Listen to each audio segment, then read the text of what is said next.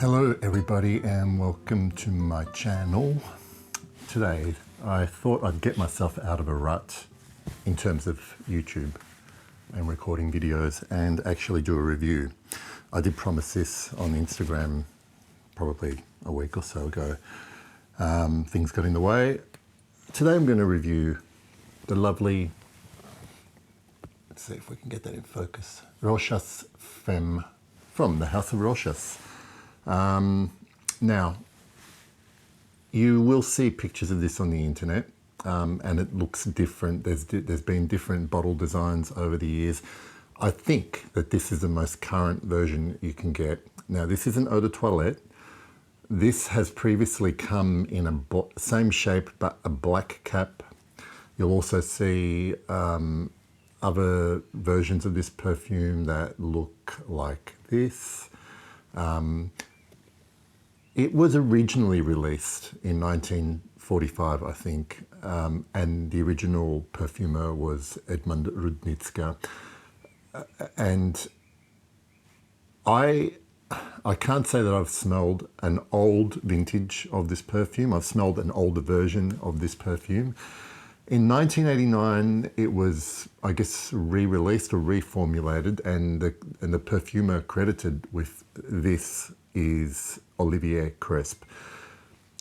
So this is the one that I'm most familiar with, and I don't know, so I'm not going to be able to say how this compares to other iterations of this. So like I said, this is an eau de toilette. I believe there's an eau de parfum available as well. At the moment, you can get this really, really cheap. Like this was $30 a bottle for this bottle, 100 ml. And I've got to say, it's probably dollar for dollar the best $30 I've spent on perfume. Okay, what does it smell like? I've got the dry down on this hand, and let's spray it here on my arm. Okay, so this is the type of perfume I think of when I think of a chypre style perfume, especially like a classical chypre. Now, it opens up to me this combination of spice and fruit, okay? Now, the fruit to my nose is indeterminable in terms of, like, I can't make out if I'm smelling plum or apricot or peach or bergamot. I know it's fruity. I know it's very, very pleasant. It's also quite, what I do get is quite waxy, effervescent fruitiness, which would suggest the use of aldehydes in the opening here, because I do get that sparkly opening in this version of Rochas Femme. Now, very quickly, you get touches of spice. Again, I can't distinguish specific spices, and maybe it's just my nose, my lack thereof ability to pick these notes out. But very quickly, the opening on this does not last very long, in that it quickly transitions into this very rich, lush floral heart. Now again,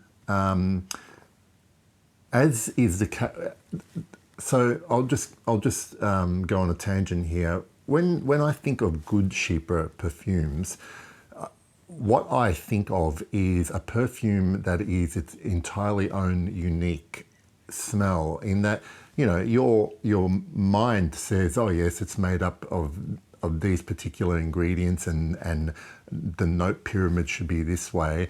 But really, when you go to smell it, it smells like it is really the greater sum of its parts, in that it's its own unique scent, I guess. And that to me is a good rendition of a chypre, or what I idealize as a chypre. So when it gets into the heart, it is this gorgeous, lush bouquet of florals, and again, the spice remains as spicy florals. Now, if I had to say which particular florals kind of assert themselves here.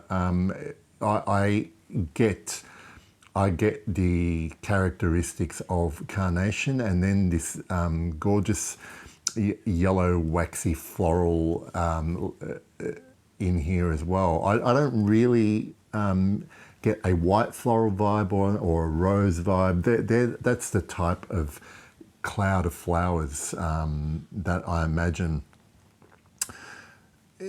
So the spice, after that floral transition lasts for a while on your skin, it starts to move into this lovely kind of.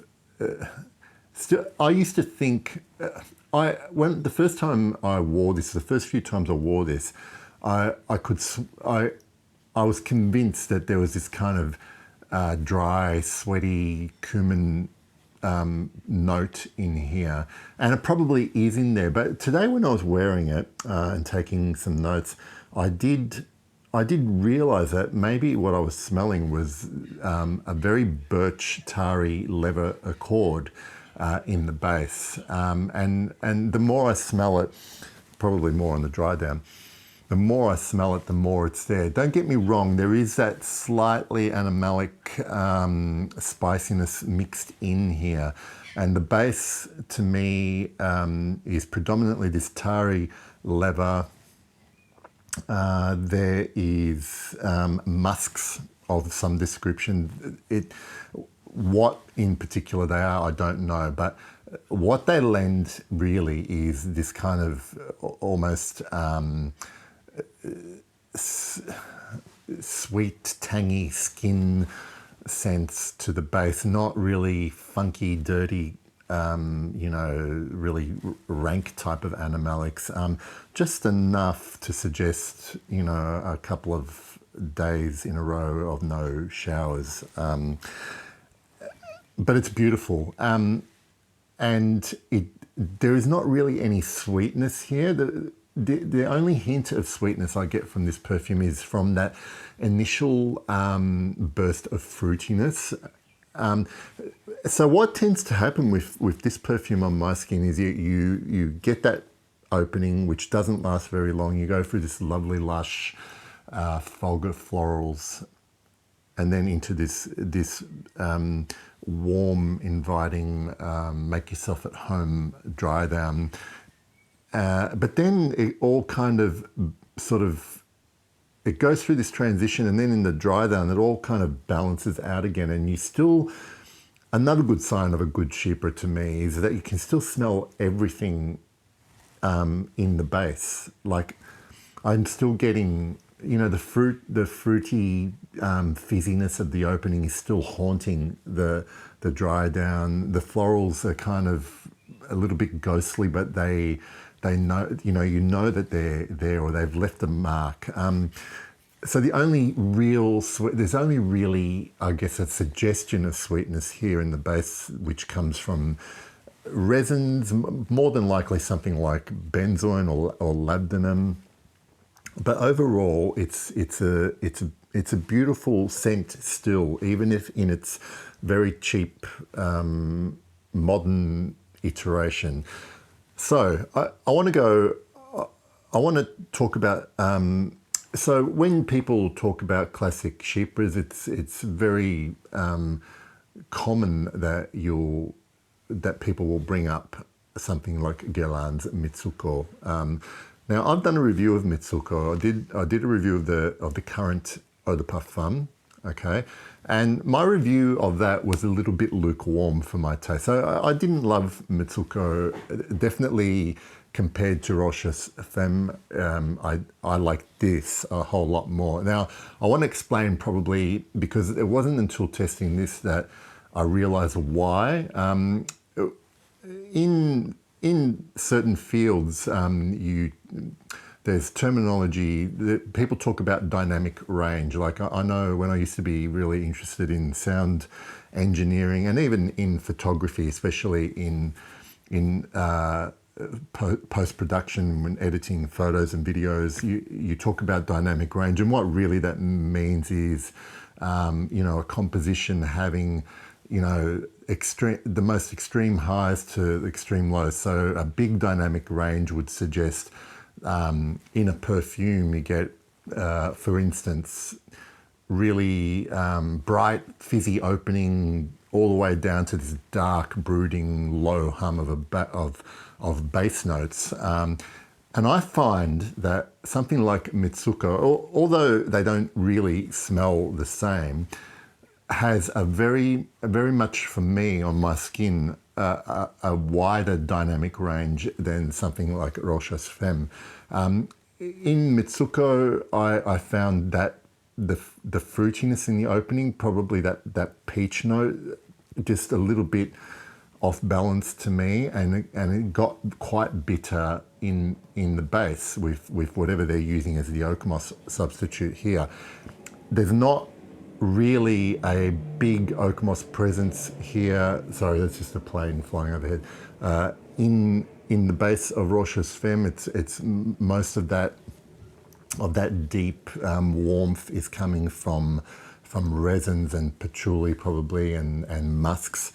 And that's the reason why I like to wear this one a bit more. And it's also the reason, recently I've had a couple of comments on my videos about whenever I've spoken about perfumes that are clearly, literally marketed to women here. In the case of Rochas Femme, they're making there's no mistaking who this is aimed at. But I get comments, you know, where I review a perfume and I say I like wearing this, and then a comment will appear saying, "Do you think a man can wear this?" And obviously, I would have thought I'd answered that question in the fact that I said I'll wear it and review it. But I guess what they're really asking is this, you know, like I wouldn't imagine that this is something my father or my grandfather would have worn.